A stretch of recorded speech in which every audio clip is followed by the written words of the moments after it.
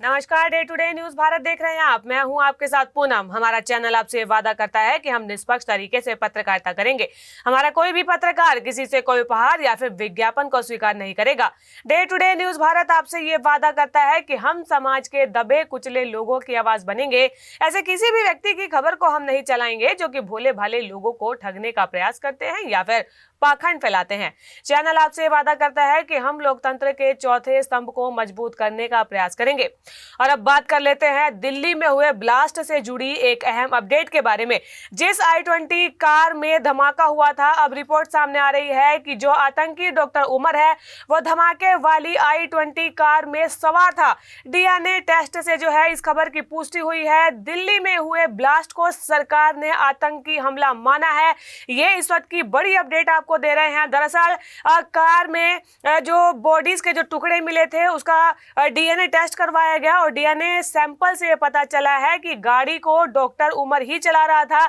मां के साथ डीएनए सैंपल्स को जो है अवशेषों से मैच किया गया है।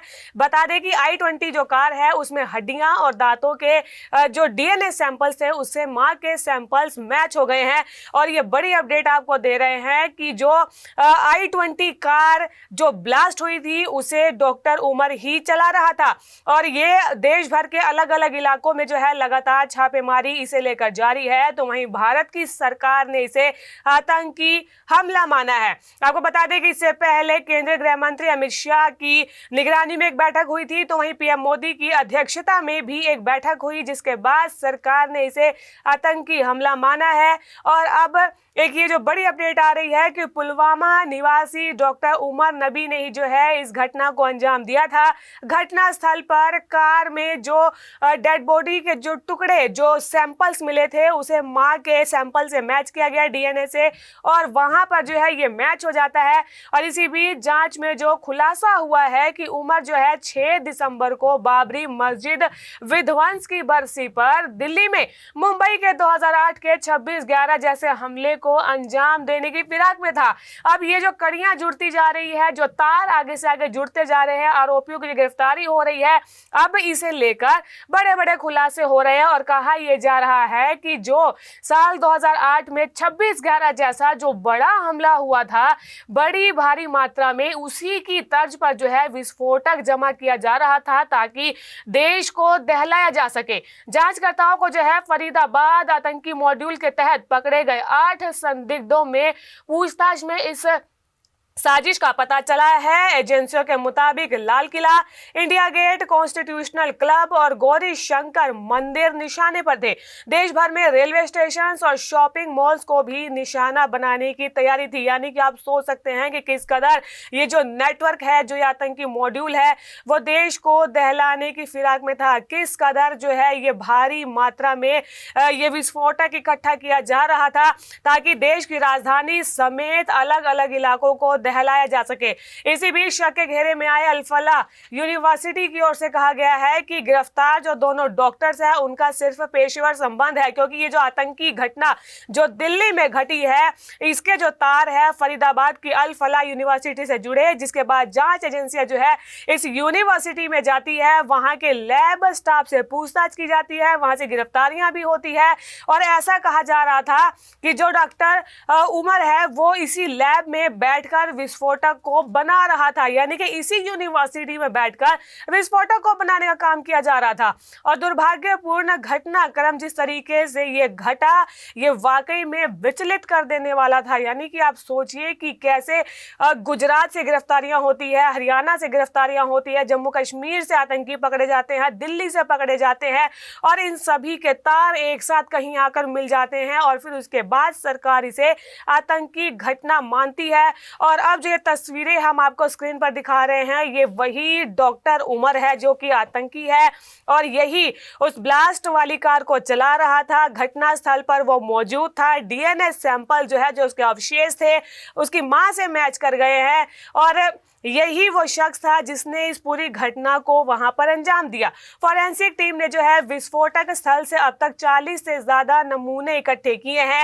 एफएसएल ने नमूनों का विश्लेषण करने के लिए एक विशेष टीम टीम का गठन भी किया है। विस्फोट के बाद एफएसएल प्रयोगशाला 24 घंटे काम कर रही है और गौरतलब है कि मौके से जो कारतूस और अलग अलग तरीके के जो विस्फोटक के जो नमूने मिले हैं उनकी भी जांच की जा रही है। और इसके अलावा आपको बता दें कि इस विस्फोट में मृत लोगों के पोस्टमार्टम से भी जो है गंभीर चोटों का पता लगा है, क्योंकि जो मृतक लोग थे उनका भी पोस्टमार्टम करवाया गया था और इसमें बताया गया है कि जो हड्डियां हैं सिर में चोट लगी है, चोट लगने के कारण मौत हुई है और मौत के कारण में जो है गहरे घाव और बहुत अधिक खून का बह जाना भी शामिल है। पोस्टमार्टम के दौरान जो डेड बॉडीज हैं या कपड़े हैं उन पर किसी के छर्रे के निशान नहीं मिले हैं, ज्यादातर जो है शरीर के ऊपरी हिस्से में चोटों के निशान मिले हैं। इसके अलावा जांच एजेंसियां ये मानकर चल रही है कि रेकी जो है 26 जनवरी को भी इस ऐतिहासिक स्मारक को निशाना बनाने की साजिश की गई थी, लेकिन तब उसे नाकाम कर दिया गया। मुजामिल व उमर के जो है तुर्की कनेक्शन का भी खुलासा हुआ है।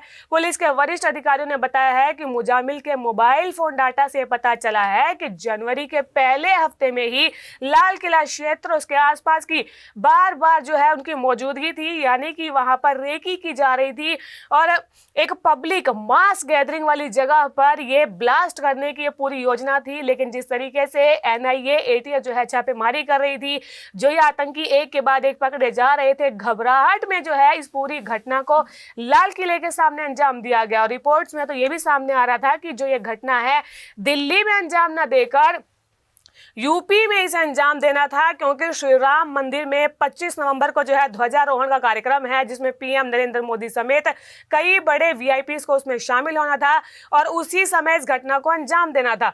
लेकिन क्योंकि बार बार जब गिरफ्तारियां हो रही थी, विस्फोटक भारी मात्रा में पकड़े जा रहे थे, जिसके बाद हड़बड़ाहट में घबराहट के चलते जो है इस पूरी घटना को अंजाम दिया गया। मुजामिल और उमर के साथ जो है सुरक्षा व्यवस्था और भीड़ का पैटर्न समझाने के लिए कई बार इनकी आपस में मुलाकात हुई थी। टावर की लोकेशन डाटा और नजदीकी क्षेत्र का जो सीसीटीवी फुटेज है, इस बात से इनकी पुष्टि हुई है। एजेंसियों को यह भी पता चला है कि उमर और मुजामिल तुर्की गए थे, उनके पासपोर्ट में तुर्की के आने जाने का भी पता ठिकाना चला है। यह जांच की जा रही है कि क्या ये दोनों वहां किसी विदेशी हैंडलर से मिले थे। मुजामिल के संचार और डिजिटल फुटप्रिंट का भी विश्लेषण किया जा रहा है ताकि मॉड्यूल के लिए धन और विस्फोटकों के जो सोर्स का पता चल सके कि आखिरकार ये विस्फोटक आए कहां से, इसके लिए ये फंडिंग कहां से जुटाई गई। और इसके अलावा आपको बता दें कि लाल किले के सामने हुए बम धमाके में एक और घायल ने जो है सुबह दम तोड़ दिया है। दिल्ली पुलिस के अधिकारियों के अनुसार इस धमाके में अब तक 13 लोगों की जान जा चुकी है। एक और जो घायल था, जो गंभीर रूप से घायल था, उसकी जान जा चुकी है और कुल मिलाकर जो है यह आंकड़ा मृतकों का बढ़कर 13 हो गया है। मृतक का जो नाम है वो बिलाल बताया जा रहा है, जो कि दिल्ली में ही बाहर का रहने वाला था। दिल्ली पुलिस के अधिकारियों का कहना है कि अस्पताल से ही गुरुवार सुबह सूचना मिली थी और उसके बाद ही पुलिस अधिकारी अस्पताल पहुंचे हैं। दिल्ली पुलिस के अधिकारियों का यह भी कहना है कि अभी तक 16 से ज्यादा घायल अस्पताल में भर्ती हैं, जो कि दिल्ली के विभिन्न अलग अलग अस्पतालों में है। पुलिस अधिकारियों का यह भी कहना है कि इन सभी की जो हालत है फिलहाल खतरे से बाहर है और सभी का इलाज जारी है। कार ब्लास्ट की जांच में चौंकाने वाला खुलासा हुआ है कि धमाके वाली जगह के आसपास के सीसीटीवी खंगालने पर कई नई जानकारियां सामने आ रही है और दिल्ली पुलिस के अनुसार जिस हुंडई i20 कार में धमाका हुआ वो वारदात से पहले एक मस्जिद के पास पार्किंग के करीब 3 घंटे तक खड़ी रही थी।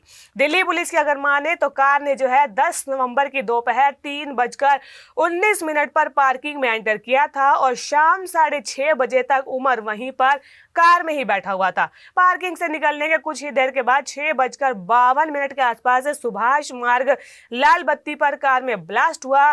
धमाके की चपेट में आसपास खड़े कई वाहन भी आ गए और फिर जो तस्वीरें सभी ने देखी वो सभी के सामने थी। और इस खबर पर आपको हम लगातार अपडेट देते रहेंगे। जो भी इसमें नया घटनाक्रम निकल कर आता है हम आपको इसके बारे में अपडेट देते रहेंगे। इसके अलावा day to day news Bharat आप सभी से यही अपील कर रहा है, क्योंकि ये घटना अपने आप में सेंसिटिव है, इसलिए किसी भी तरीके की अफवाहों से दूर रहें। सतर्क रहें और किसी भी तरीके की वीडियोस को, फोटोज को या फिर किसी भी न्यूज आर्टिकल को आगे शेयर करने से पहले उसकी सत्यता की अपने लेवल पर जांच जरूर कर ले, क्योंकि हड़बड़ाहट में आपके द्वारा कोई भी वीडियो या फोटो जो आगे आप फॉरवर्ड करेंगे उसका कहीं ना कहीं एक गहरा इंपैक्ट पड़ेगा, अफवाह को फैलाने का काम करेगा। इसलिए day to day news Bharat आप सभी से यही अपील कर रहा है कि अफवाहों पर ध्यान ना दे। किसी भी संदिग्ध वस्तु या किसी भी व्यक्ति पर अगर आपको संदेह हो तो उसकी सूचना तुरंत नजदीकी पुलिस स्टेशन में दें। और ये खबर पे हम आपको लगातार अपडेट देते रहेंगे day to day news Bharat पर।